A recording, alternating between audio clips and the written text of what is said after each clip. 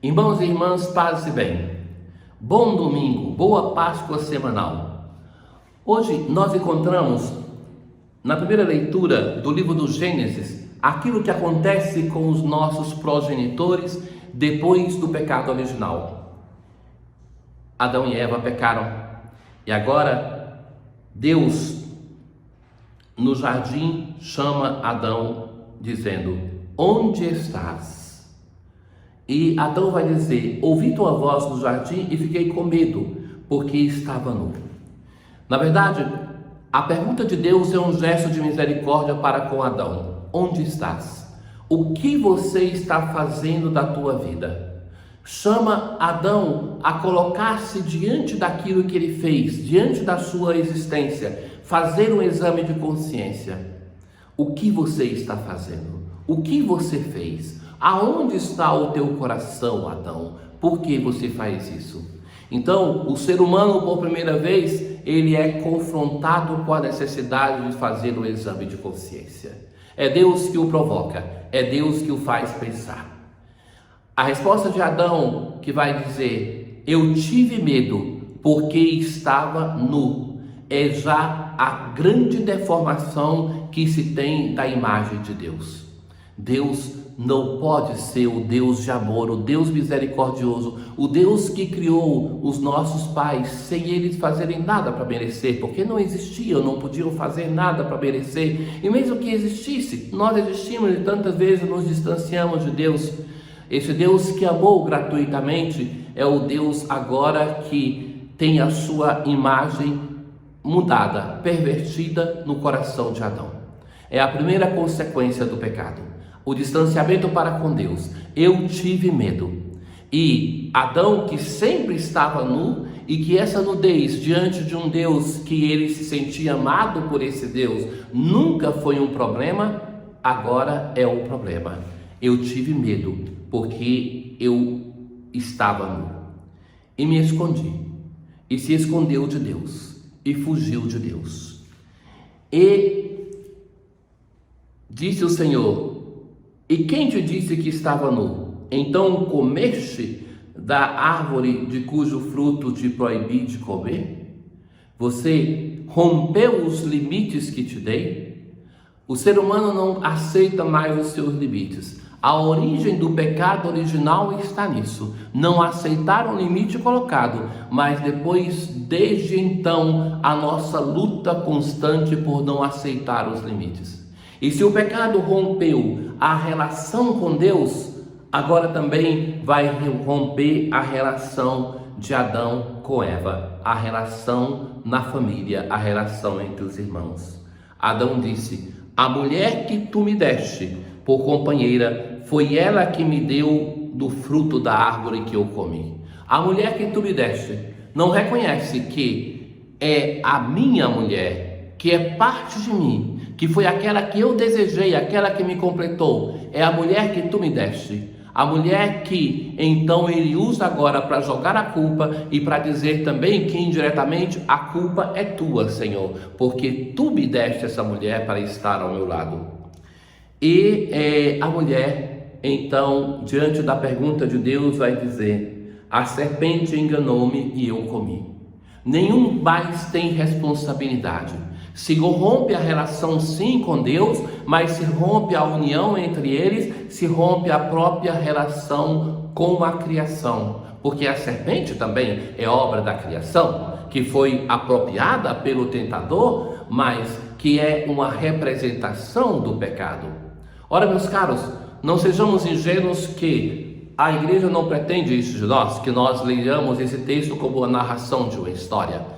Mas a narração do pecado original é um conto, uma legenda, uma lenda para nos falar da nossa situação de fragilidade. Não conta tanto uma história do passado, mas reflete sobre nós hoje, sobre a nossa relação com o pecado, com o tentador, com a nossa fragilidade, a relação com Deus, a relação com o outro.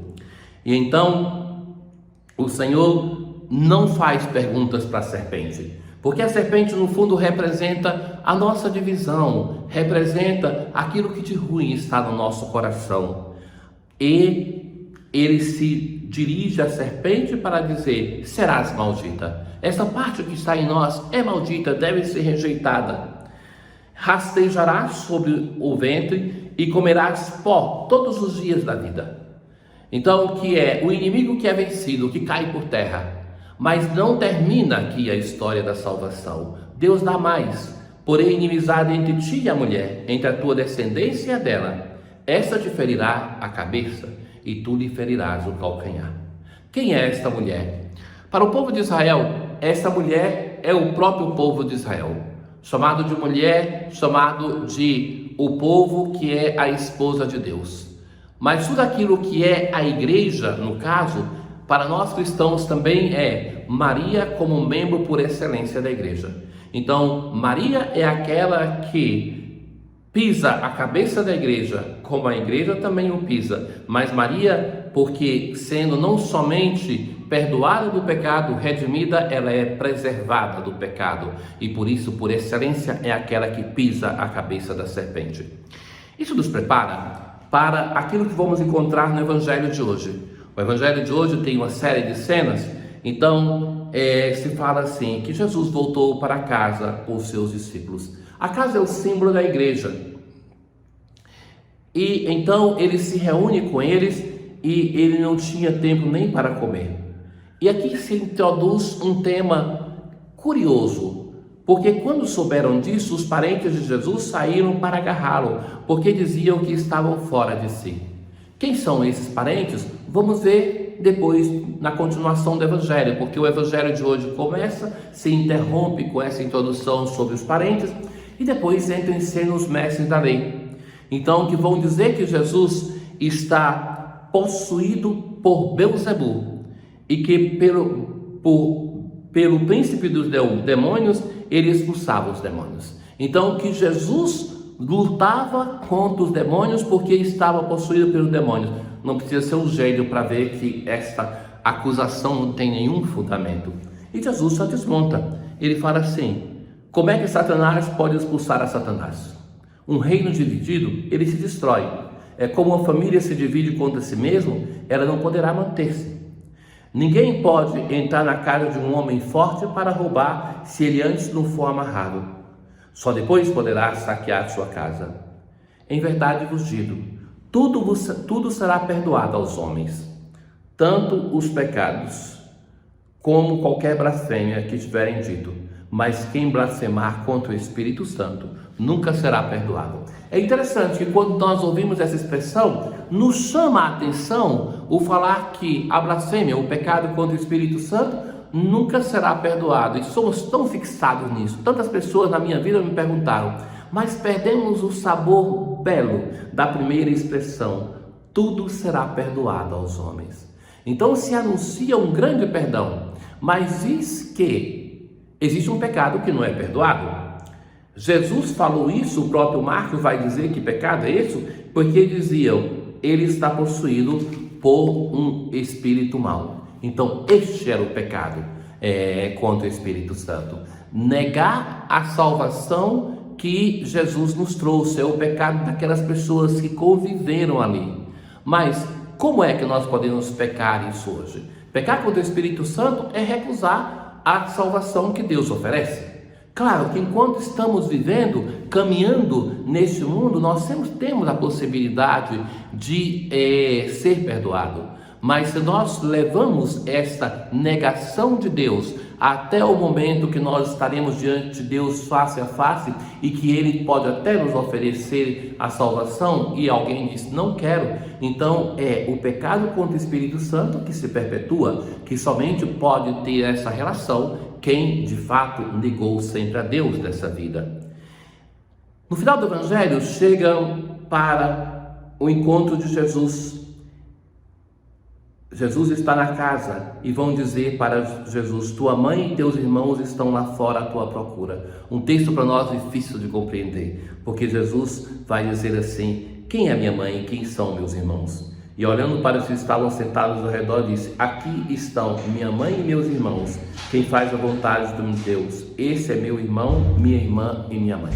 Jesus está na casa com um grupo. Este grupo representa aqueles que são os discípulos e que aderem. Chegam sua mãe e seus irmãos que querem levá-lo de volta para protegê-lo também, porque já tem ameaça de morte. E Jesus vai dizer: esses são minha mãe e meus irmãos.